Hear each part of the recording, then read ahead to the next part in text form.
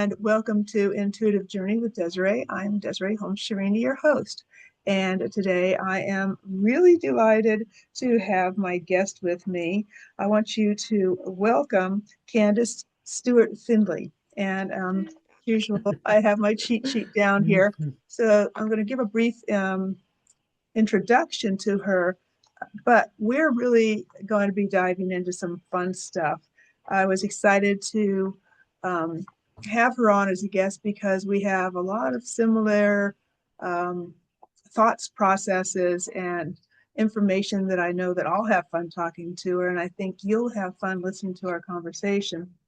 So her, as you can see here on the screen, the interdimensional mechanics of consciousness, understanding and embrace the beauty of who and what we are. And she is, her foundation is Empowered Whole Being, a safe and sacred community to support of self-realization exploration.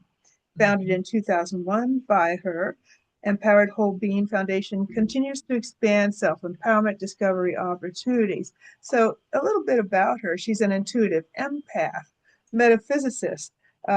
She is, helps people transform their lives by facilitating that. She's a release facilitator, transformational speaker, and published author.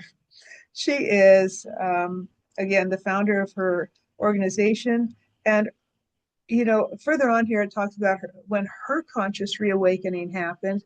But I'm not going to read it. I'm going to go straight to you, Candace, and say welcome. And as I just mentioned to Candace, I want to tell everyone to put on your hard hats and get a shovel. We're going to go down some rabbit holes. Be ready to dig with us. Well, this could be for some people, if it resonates, the beginning of a path of freedom, but we'll just take it as it goes. Yeah. So tell me, what was, your introduction here that I have in print, it talks about your conscious reawakening began in 1987. So can you describe that path, that aha, what happened? Yeah, so 1987 was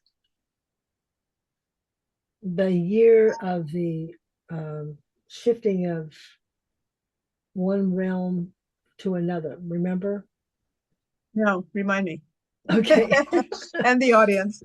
I think I was too busy with kids or whatever. So so anyway, I'm blanking on the name of that. It was. I didn't even have kids yet. I take that back. Go on. so yeah.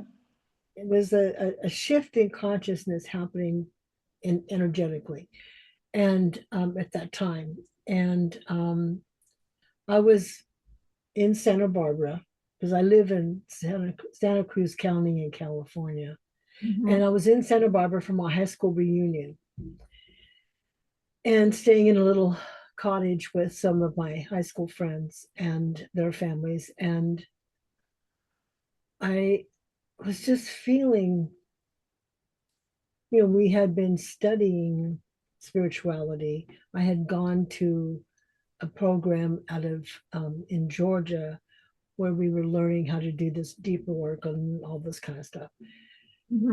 And I had shut down I had tried, let me put it that way. I had attempted to shut down my intuitive flow from when I was 19. And wasn't very successful, but really worked on it. And so in 87, I was sitting on the bed in this hotel room, and there was a big mirror right in front of me. And I was meditating because I was feeling stuff moving, but I didn't know what was going on. It was uncomfortable. And then I started getting really strong verbal messages. And back in those days, I hadn't studied quantum physics or anything yet. I was way early in my journey. And so I was into guides and all of that. And so an Archangel Michael was one of my felt very close to. And so I projected where it was his voice. So the voice was, look in the mirror. And I'm like, I don't want to look in the mirror. I'm just going to sit here and meditate. No, I want you to look in the mirror. And so I did. And there was a silver energy field all around my body. Wow. And then I was like astounded. I'm like looking at that. And then it began to shift into rainbow colors, like just flowing through. Wow, that's And cool. and then the message was your time to now to own who you are. And I was like, oh my God. And so and so I asked questions like how will I learn? And it said it isn't one person. It's going to be a book, a paragraph in a book. It's going to be something someone says. Just know that you'll be guided from now on. It was a very powerful reawakening moment.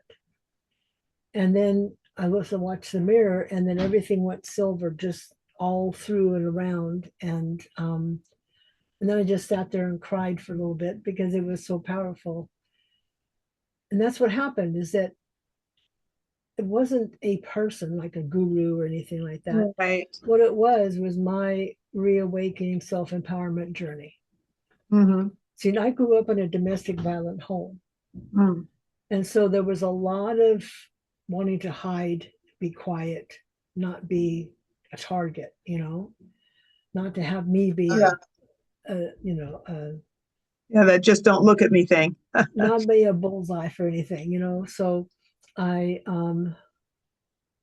I had that strongly in at that time. I didn't understand how that worked, but I knew that it was in there, but I didn't know what it was. I just had fear. In fact, pretty much all I felt, all I was able to connect with was fear. And so it took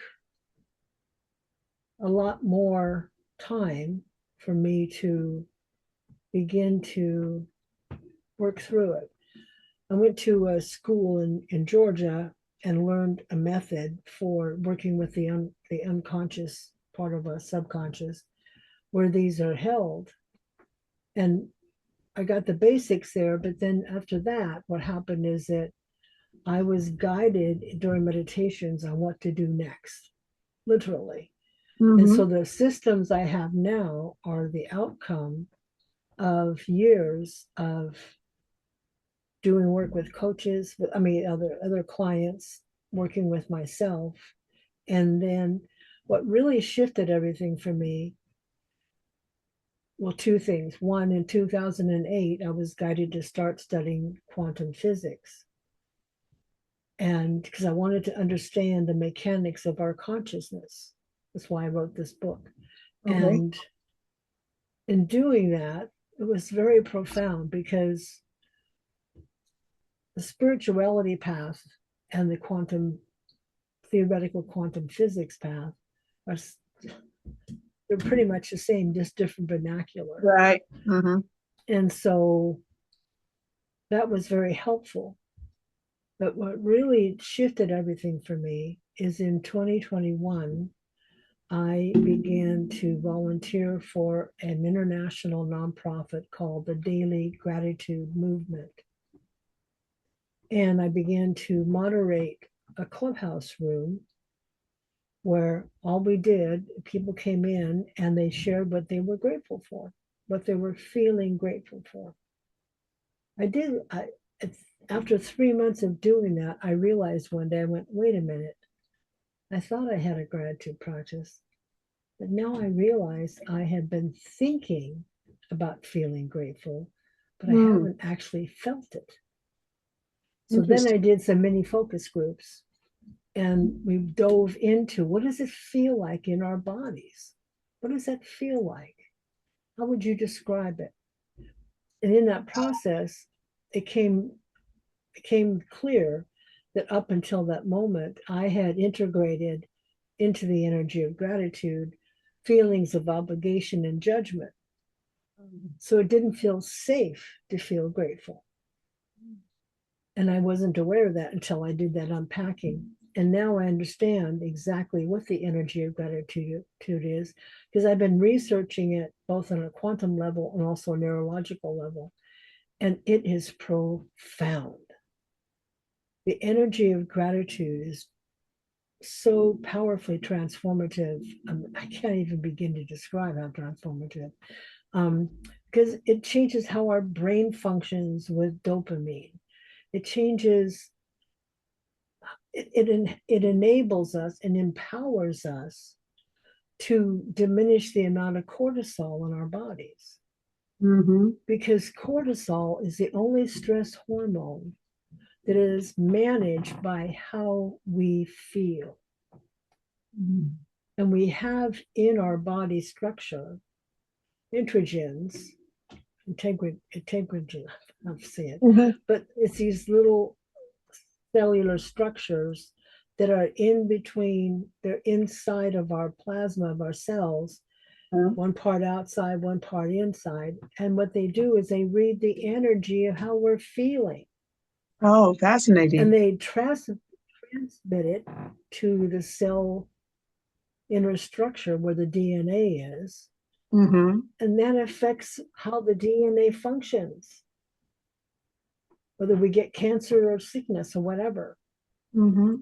So when the feeling unconscious, because primarily until you do deep inner Right. work, you only have access to about 5% of your awareness.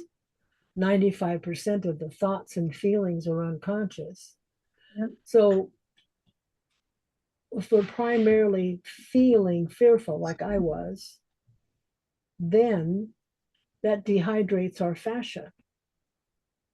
The fascia begins to congest more, contract more, and that affects our neurological system, our cardiovascular system, our muscular system. The fascia is a crystalline communicator. It's doing a lot of inner work to support what we're feeling, because basically our physical energy field, our bodies, are responding to how we feel. They're not creating any imbalances. They are replicating how we're feeling and creating it in the body. So, So, wellness is the outcome of shifting how you feel. yeah, and you're so right. Excuse me. About the difference between thinking gratitude and feeling gratitude, just like Yes. thinking happy or feeling happy. And there is a difference in yeah, and building that intuition within your Mm-hmm. body, mind, like what's the feeling when I truly am grateful or joyful. Isn't it a great meditative exercise, to say, oh, that's this feeling. You can bring it up with those positive, you know, Mm-hmm. truly grateful moments, and that sort of thing. A small world story here. Um, in 1987, I was graduating from UC Santa Cruz. So Oh, wow. we were sharing some airspace for Wow. there. Yeah. Interesting. When I said, "Oh, I was busy with kids," I'm like, "Wait a minute, where was I? I didn't have kids," and I was like, "Oh, I was there too." Um, Oh, wow. Maybe there's That's so something in the cool. water, but but I wanted to, How would you you know, describe feeling grateful in your body? okay, and like I said, it's definitely. I actually haven't. Oh, it's in mothballs right now, but I have a program that I created about building intuition and then going there and then feeling it, so that when you're in a circumstance, whether it's fear or joy or whatever, you can trust your body, because we get these funny feelings, right? And we're like, well, is that a good thing or a bad thing? What am I feeling? So for me, and so I of course had to do it myself. For me, it's the well, so I've got my handsome cat sitting here in my lap. I'm very grateful for him. So, for example, if I think about, I bring up, something that truly brings gratitude into my day, and it's usually the simple things. I feel it down in the base of my heart, in the top of my solar plexus, like right in that area there. There's Mm-hmm. like it's not butterflies, but like a little activation or something going on right there in my Feels body. like it's opening up. Well, it's more like somebody plugged me in. Like if I had wiring and there's a circuit right here, like somebody plugged it in, and it's almost makes you want to, laugh a little bit. That sort of like when you're holding in a laugh. That's my physical response to gratitude. It's quite the same actually to a joyful excitement. Um, and they have those charts for anyone who's watching, and maybe you're not familiar with this idea. There are charts out there that talk about the frequency of different emotions and how they, it doesn't go in on these charts, doesn't necessarily go in like Candace was here onto what that's doing to your body, but you can make an assumption that the higher frequency is beneficial, and the lower frequency, because the lower frequency gets down around the frequency of death, okay, sickness, illness, and then the higher you go. I think they have love at the top of the chart, but gratitude is almost always like second, right up there with love and that feeling. And I'm going to ask you, so are you familiar, I assume, probably from what you're talking about, with HeartMath? The HeartMath Yes. organization. Yeah, they're right there in Northern California. And Yes. gratitude, when they're leading the demonstration or leading the brain heart, uh, I forgot the word for it. Yeah. Yeah. Alignment. Right. Yeah, when they're leading that, often gratitude is the one that they say bring up a sense of gratitude, and Yeah, because very powerful. gratitude, what it does, first of all, I'm going to circle back. What we're talking about in energy, because all energy has movement. Mm-hmm. It's either cycling counterclockwise, anticlockwise, or clockwise. And all the counterclockwise energies are gratitude, agape love, joy, compassion, all that. All the expansion spin energies. And our whole body is designed to optimize that expansion spin energy.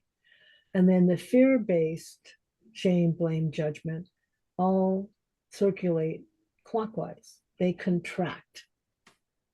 And what happens is that because our bodies are designed, like I said, to optimize with expansion energy, so much so it's fascinating to me.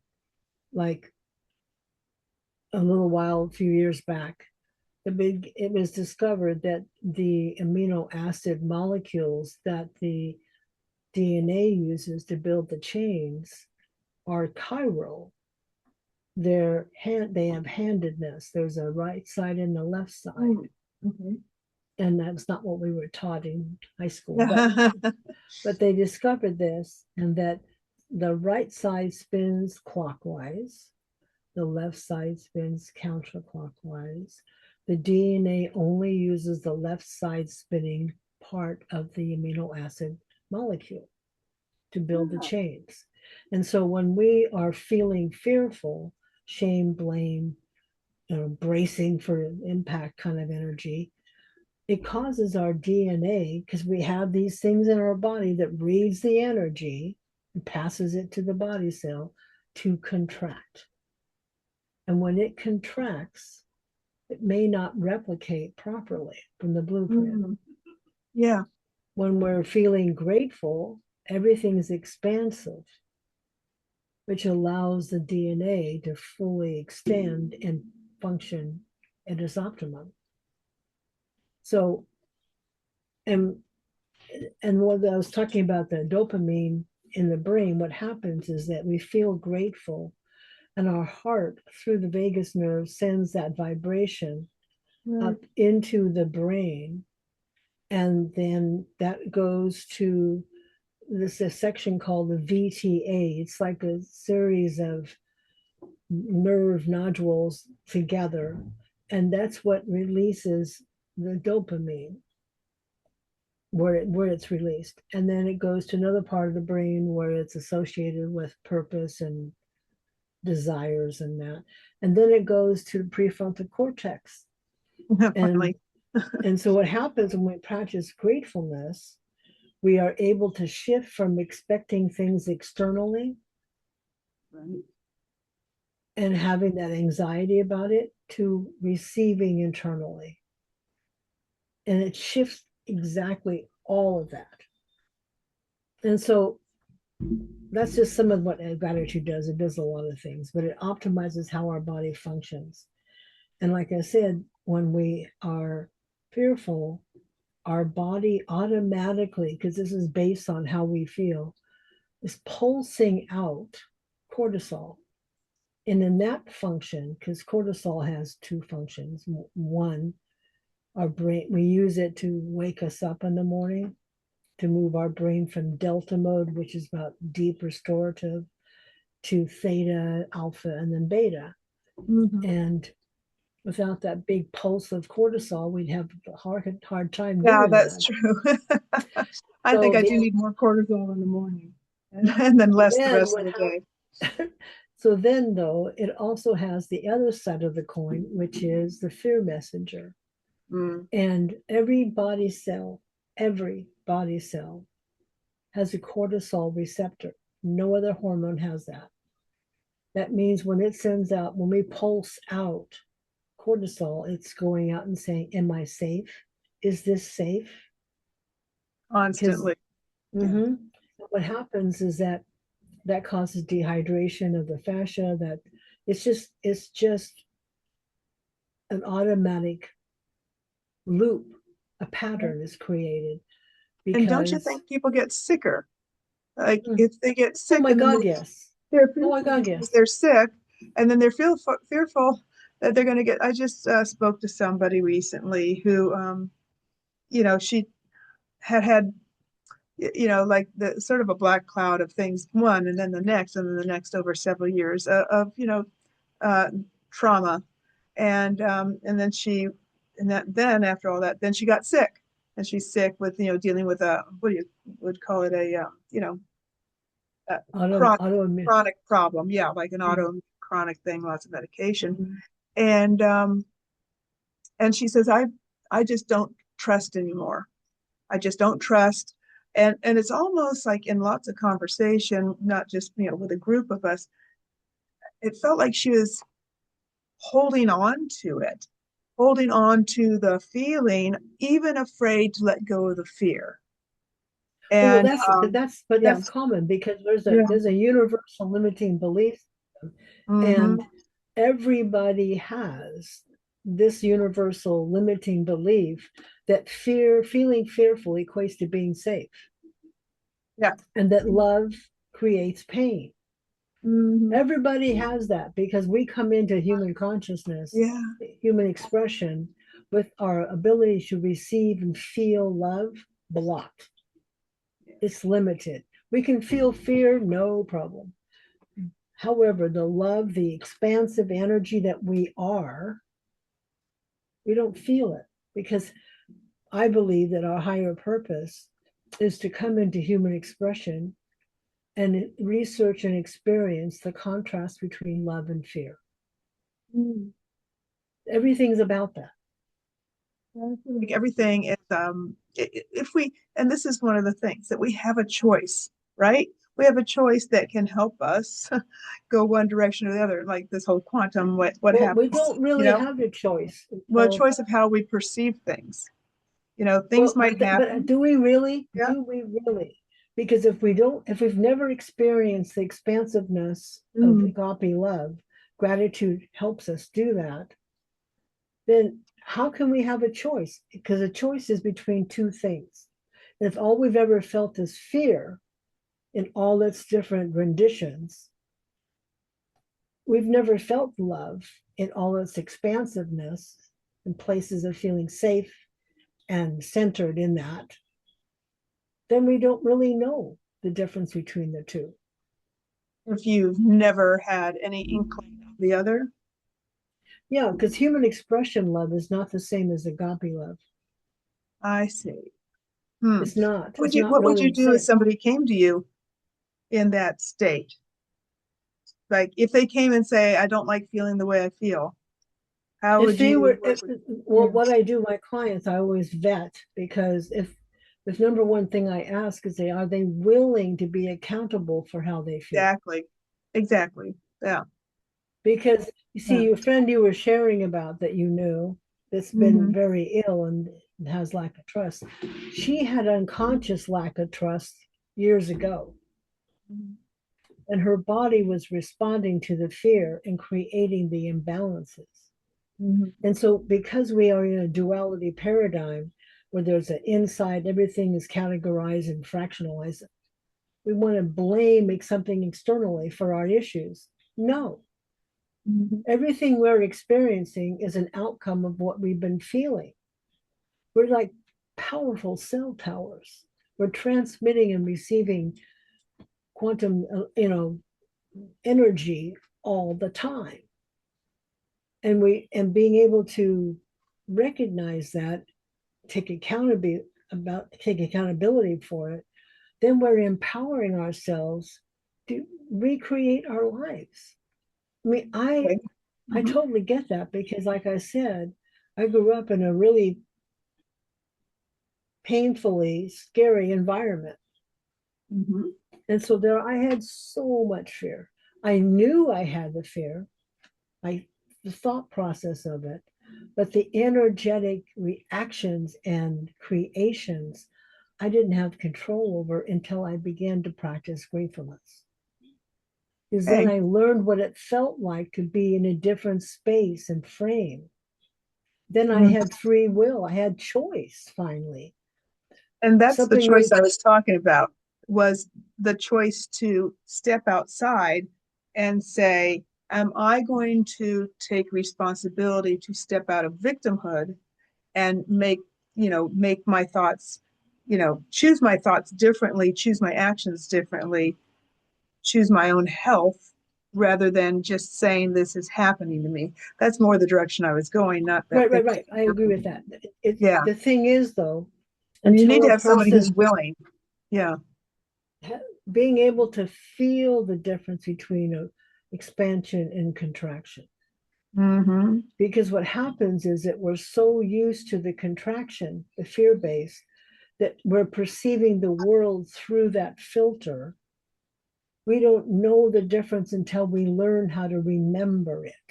To think about where we came from. I see it as being singularity consciousness. There is one beautiful consciousness. And when we individuate as a human form, in order for us to do that contrast research work between love and fear, we're shut off from that, which creates that feeling, that deep pining for belonging, because we're separate and we're used to being connected, entangled. And so that ties into value. People saying, oh, I have to do more in order to be valued. We are valued. We have value. We are all of that. And it's just a matter of owning it and shifting our energy alignment with that, becoming that, to allow us to see that we're actually empowered to create the most beautiful life by how we feel. And being grateful for that is not about perfection, it's about being present. And challenges will come up because we're creating contrast to learn about a particular limiting belief that we hadn't seen before or hadn't connected with energetically before. And I got to the point now where I celebrate those. I see them as opportunities. And that's what I call them. Oh, I have a new opportunity to move forward, because I realize that anything that's contraction is inhibiting our body's function. When we're in contraction, we're in stress mode of the autonomic system, which means we don't have access to our prefrontal cortex. It's bypassed entirely. And if someone is in stress mode a lot, consistently, then the body responds by diminishing the amount of neurons in the prefrontal cortex and adds them to the amygdala. And then on the same side, or conversely, what happens is that if that person then learns about practicing gratefulness and then begins to practice gratitude, well, the neurons in the amygdala diminish and they grow in the prefrontal cortex. The body is We just have responsive. The body is just really opportunities, responsive. That's all it is. seeing things both positive and negative, whatever we might label them as opportunities, is core to the way I choose to think. It certainly makes life more fun and easy. Fun And is good. Fun is real good. so sometimes it's even sarcastically, there's a traffic jam or a flat tire or an argument or whatever, and I'm like, oh, well, here's an opportunity either for me to practice patience, for me to see the bigger picture, for me to learn how to communicate, or for me to build boundaries, whatever it might be, and to make a different choice than maybe I've made in the past. I also want to go back to um, your thoughts on the idea about neuroplasticity and building habits. I believe that we build thought habits, obviously, just as much as we might have physical habits, and that it does take a certain amount of time of thinking differently for that thought habit to then become your normal, and then to feel things. So I believe that you can approach that wellness state or the state of what you want to be. You can either hold up that feeling if you can think of something like your cat or your puppy or your children or just the sky and the moon. If you're able to pull up a positive feeling and practice that feeling, or if you just can't get that, you just pretend as if. And by practicing and just, let's say, even almost acting the part for a bit of time, then eventually that also starts becoming normal. And I think it can kind of meet in the middle, where if you just don't do anything because you don't feel it, right?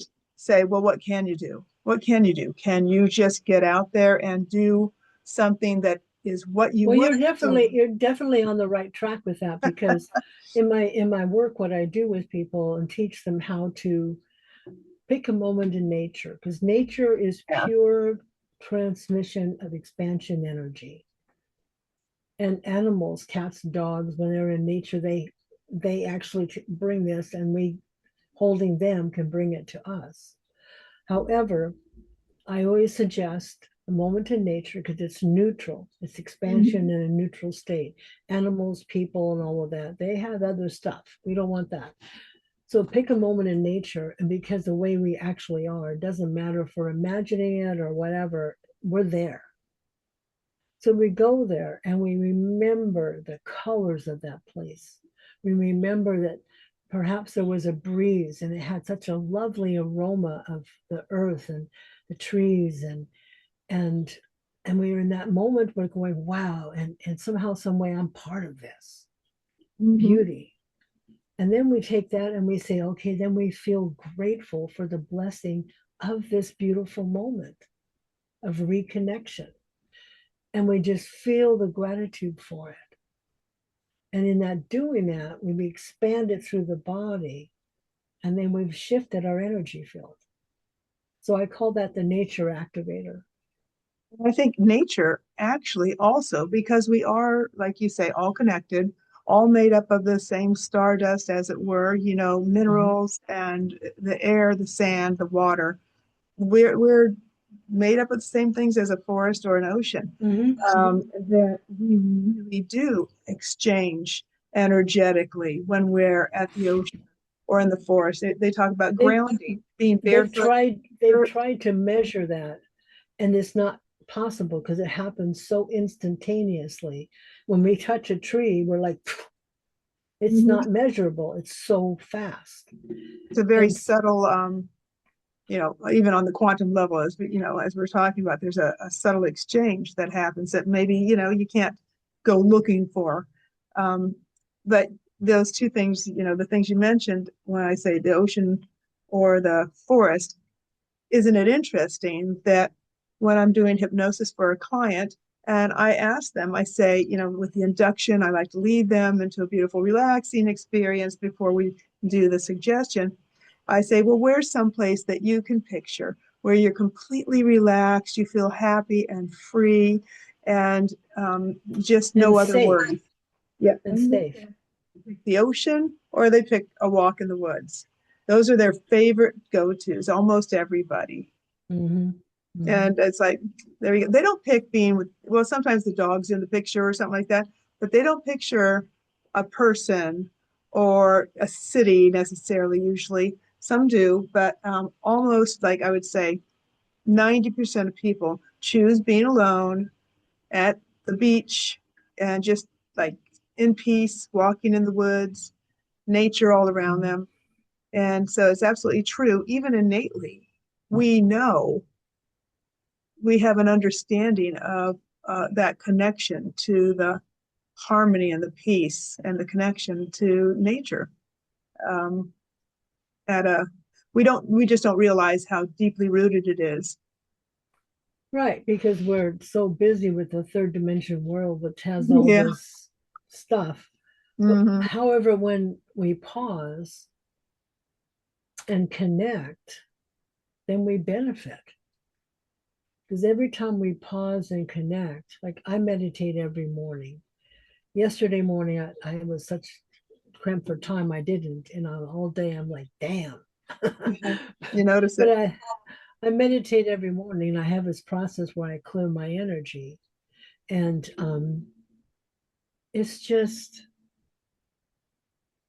I don't use the word grounded because the earth is also the expansion energy. And I use the word centered, being centered in the energy with it, being embraced and, integrated. And so to feel that expansive place and remember again and feel again how that's where I belong and that I'm not lost.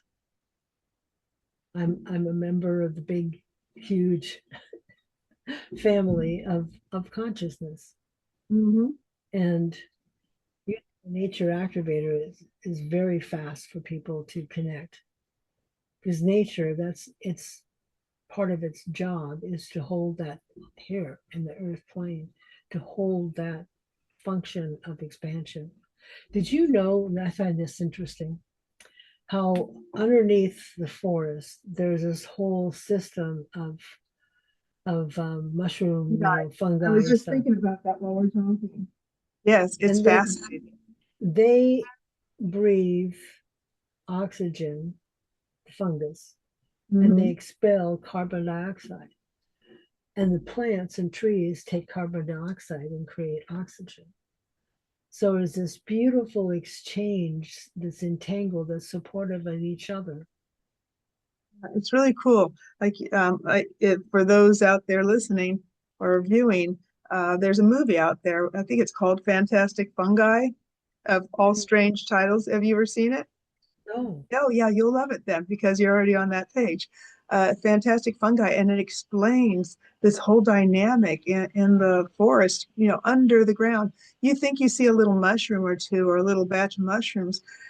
They go deep down and spread messages, like almost like synapses across the forest. They send information to the trees and each other under and the trees the dirt. communicate through them as well. Exactly. The trees roots, they warn each other if there's a fire. So the first tree, might feel the heat or the dry air and sends a message to the, rest of the tree family, and they bring more water up into their limbs and into the leaves as protection. They get this warning. And listen, Beautiful. yeah, it's fascinating. It really is. Yeah, it's when yeah, I could go down that rabbit hole for a Next time while. you're in the forest, go hug a tree and pat a mushroom on the head. That So quantum physics, you know what I love about that? It is bringing science, it's combining science with spirituality. Quantum physics is proving ancient messages in spirituality that people called woo-woo, and now we can call it science. And more That's and what more, I say. yeah. Where science meets, soul, where science Mhm. meets your spiritual connection, that's what I'm doing. Because it's just, and that's why I started studying quantum physics. I was guided to it so I could learn how to manage energy, because Mhm. I was just so overwhelmed by everything, all the feelings around me and everything going on. I was just like, oh my God, I can't take this. And so I got that message, and then I just dove into it. And yes, especially in the last 5 years, theoretical physics is really advancing, and more theoretical physicists are seeing that there's really one consciousness. That's There's a right. oneness. And I Hmm. have a good friend, that colleague in a way, that we've been working together collaboratively since 2012. Are you familiar with Nassim Harriman? Yes. Okay, so William Brown is Okay. in, is a biophysicist who is in charge of that department Oh, for Harriman's organization. okay. And William and I have collaborated for, like I said, decades. And so um, he wrote the foreword for my book. Oh, that's wonderful. Yeah. Yes. And he's coming from the science, and he's very spiritually connected. And I'm, you know, spiritually connected, but I'm a science geek. And so we would share things and go, oh my God, because what the information I get is like, if I'm meditating, I'll just see a whole kind of thing. I'll just see how all of this interconnects and works.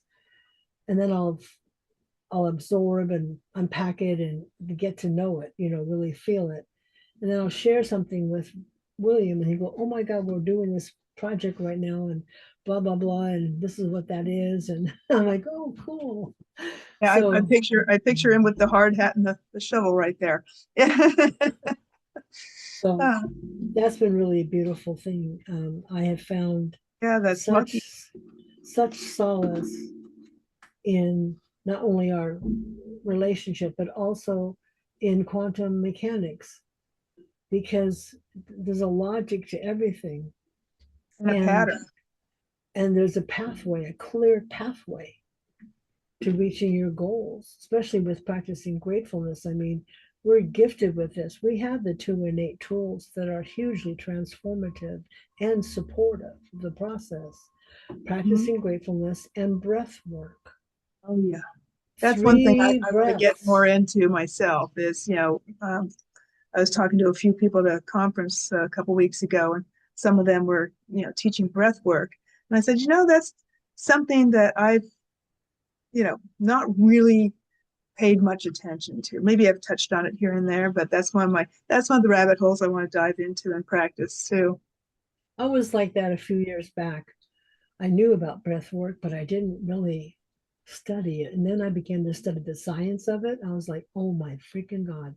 Because three nasal abdominal breaths, you're releasing in your body the neurotransmitter nitric oxide, which has a huge amount of things that's useful for doing and supporting in our body, like intercellular communication, enhancing our immune system, bunch of stuff. And you can shift yourself from being in stress mode, where the stress hormones, cortisol and adrenaline, that are being released, to a restorative mode, the parasympathetic. Three breaths. And really quickly, yeah, just Yeah, like that, it so works. fast. When you Hmm. think about the power of that, that's phenomenal. Yeah, I have not gone into understanding it so well, but I did learn one little technique that was shared by Greg Braden, that was just so simple. It was the 2 deep breaths in through your nostrils. It's like, and then long, slow exhalation with your mouth open, and do that like 3 times. And you almost get this, it's not like lack of oxygen or something, but you almost get this little lightheaded high. And I actually use that before I'm going into a stressful kind of, anticipating some stressful event. But I also use it before doing any psychic work. And I just find it kind of quickly brings me, more into that state. Sure. Takes me out of the beta and helps me slip down into alpha. And then if I give it a few more minutes of deep meditation, I get into that happy little state where things are available. Get into the ether, as it were. Another thing that breath work will do is it will relax your pelvic floor. When you breathe in, it expands the pelvic floor, and when you breathe out, it realigns it to the proper status. Oh, okay. Yeah, I love some of these practical things, just to even try it out. So if for the audience, can you share maybe a really practical thing they can try right away? And the benefit of it. Okay, say you're in a situation where you're having to make a decision, or you have a deadline, and you're kind of stuck and you're not sure what the next best step would be. Just pause, literally stop. Yeah. And just close your eyes, breathe in through your nose, and visualize the air going down into your pelvic floor, just all the way down. Hold it for a count of 4, and then exhale. And the long exhales increase the amount of nitric oxide by 15 times. And it also releases a neurotransmitter called acetylcholine, which slows our heart rate. It is our heart rate that determines whether we're in sympathetic stress mode or parasympathetic restorative mode. So you have the power to completely shift what hormones are being released, your access to your prefrontal cortex, because if you're stressing out, you don't have this. You can't make a good decision. It's just not there. So you do those 3 breaths and just pause with that and just let yourself receive that and let it reconnect. And then ask the question, what would be my best next step? Just ask that and you'll get clarity on it. It'll come through because you're shifting how, pardon me, you're shifting how your brain functions. Because when we're in stress mode, we're getting into the loops of fear. And that just starts clouding everything around that. So when you do the breath work, you're clearing that, you're recentering in the more expansive energy. Prefrontal cortex is back. You actually are, because you see, our gut is like a remote control for our brain antenna. And when you do the breath work, you're shifting from looping in fear-based patterns to receiving higher guidance. And whatever higher guidance means to anybody, it doesn't really matter. It's if you want to just get some clarity, call it clarity. To bring yourself back in. And that's why there's things we've been saying forever, and never question, what's actually happening in my body. It's like, take a deep breath or count to 10. It's like allowing yourself that pause to reset, right? Pause, breathe, and check in. Pause. I love how you breathe. just described, that it's a simple thing, everybody, you can do it. Sorry, just making sure I don't have a delivery at the door.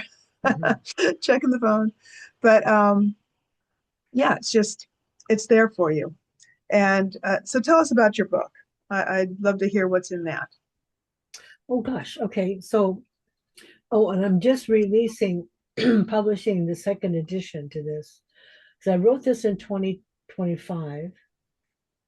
And since then, in a year since I published it, I've received more information about the somatic structure and more information about releasing those unconscious fear-based limiting beliefs and the cortisol and the fascia and all of that. So what I did is I added 2 chapters, one on the somatic functions with being stuck and how we can shift that, what's happening in the body. And then another chapter is about the divinity of abundance and what abundance really is, and shifting people's perspective of it instead of chasing abundance, which quantumly what that does is it always keeps it at arm's length. Right. Isn't that true? And Yeah. and actually just receiving, and that's what gratitude does as well. Gratitude creates a set, for me, I would describe it as feeling trusting, feeling safe, feeling all is well, that I'm in a place of fulfillment and contentment. And that creates the ability to receive because it feels safe enough to do so. Yeah, it's interesting how earlier you brought up resistance to receive or resistance to gratitude that, many people may not even be aware of because they're afraid that, they have judgments, like maybe they don't deserve it. Maybe they're going to have to pay it back or, or maybe if they have it, they'll lose it. That's a big one for a lot of people, that especially around love or relationship, they're like, no, this hasn't gone well before, so I'm not even go. I'm like, no.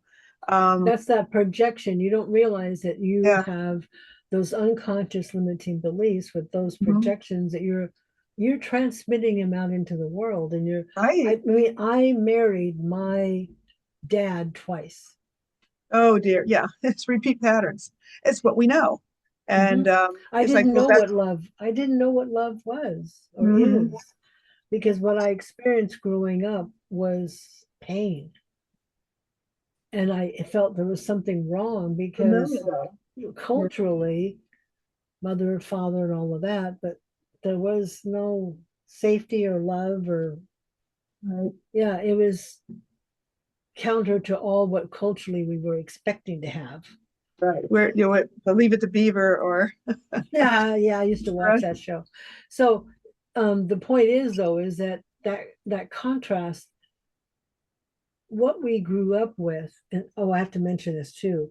Well, from the time we're about 0 to about 8, 9, our brains are mostly in theta mode, which is being a sponge, energetically taking it all in and not being able to process it. And that's how our research program, what I call the research program, as part of the main function of it, we take it all in, it's buried in our fascia, like fear crystals, whatever. And then when we grow up, we have all of that transmitting and creating experiences like a loop pattern over and over. I didn't know anything different, so I created the same thing in both my marriages. Exactly, and that's what happens. I've thought about that too, about biologically, why, the children up until around, 7, 8, and they gradually grow out of it, but they're in a state of hypnosis, basically, in that same state. And they're in theta state. Yeah, so theta mode. Biologically, there's probably a survival reason for that because they model like what's around. They learn real fast that part. Then they move into the peer stage, and then they move into the socializing stage. So, but early on, maybe there's a biological aspect as to, why the body needs to survive by emulating or copying. But unfortunately, what comes with that is what happened to you, right? Is you also emulate, this is mother, father, this is what happens. This is normal. And then you get up and this is what you believe is normal. And you mentioned that 5% up here, 95% down here under the surface. that people will operate on that for their whole life until they stop and get either choose to, have intervention or see it and went, whoa, a light bulb. But that's why I say understanding what you're sharing here, or going to a hypnotherapist. But we're going, because therapy, even talk therapy, it's like you can talk about it, but it's still up Oh, here. but Yeah. that's not productive It's though, that circular, it keeps you in because the people are feeling it and they're dropping into the fear of it. And what every they're time. doing is they're activating the loop of it. Yeah. And instead, you see, it's impossible in the human expression to Mhm. let go of something Just like until they know what's going to replace it. Yeah, that But helps. if they Yeah, haven't making that if they choice. haven't ever explored the inner work of connecting with agape love, with the higher power love, whatever you want to call it, Right. then they don't know what will replace the fear. They don't know what will replace that limiting belief that you're not safe unless you do this. Because all And of that's that, why, any contraction energy is not who we are. It's what we programmed in my research, I call it that, what we programmed in to research the contrast of, but it's not an identification of us.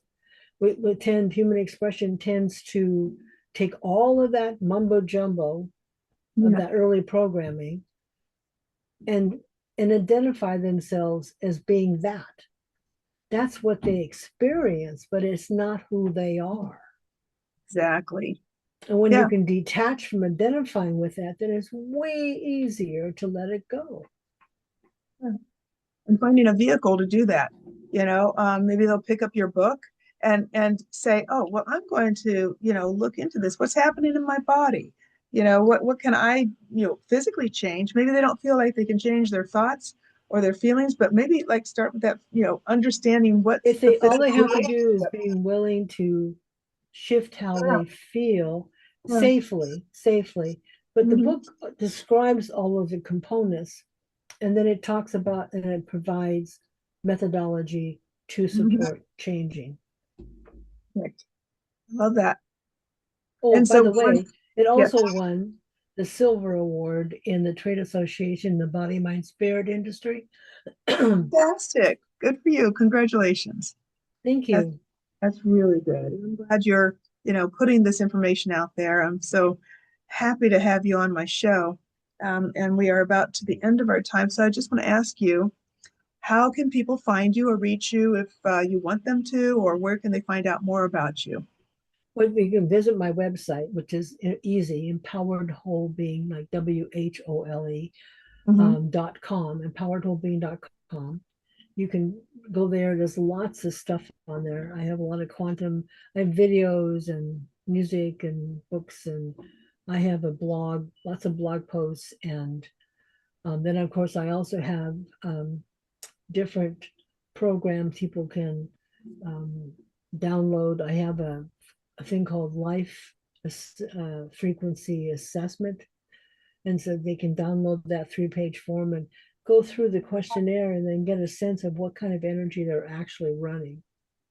That sounds And really then I interesting. have another thing, kind of like a game. It's called what is it called? I just I'm saying it's called, and then I realize I just like blanked on it. Okay, it's called What's Your Frequency? It's a little like game that people can play. And just to check in and start thinking in terms of what am I feeling? What is going on inside of me? And the Mm-hmm. more that they can identify it, the easier it is to work on releasing attachment to it. Because that's another thing that gratitude does. When you practice gratefulness, it provides a pathway to feeling safe enough that those unconscious limiting beliefs will begin to come to the surface of your awareness. And that's why I call those moments opportunities. I shift to challenges for a while. Then I went, no, these are opportunities. Yeah, they're all Because, opportunity. yeah, because it'll come up, something will happen. You'll go, oh, what's the energy of this? What's the real message about that this is providing? And then you're able to shift from being attached to that, identifying with it as something of who you are, and see that it's not, it's just data. And then you can begin to shift away from it, and your life will change. Mm-hmm. It's just information, and it's information you can use to better understand yourself and make your changes that you'd like to make, or move in the direction you want to be. Yeah, exactly. Wonderful. Exactly. Mm-hmm. Okay, so your website will be in the notes below this episode. Awesome. And so I look forward to like visiting your site and diving around myself. I haven't done that yet. So thank you for being here. I really appreciate I'm so grateful for being able to guest on your show. Your emails were just so exciting when you're you sweet. were Thank you so much. I'm excited that we met and we got to have this conversation. And I look forward to keeping in touch. And yes, let's do. stay on that frequency, Mm-hmm. All right. Mm-hmm. Thank you, Candace. Thank you, everyone, for being here. And I'll see you next time on Intuitive Journey with Desiree. Bye.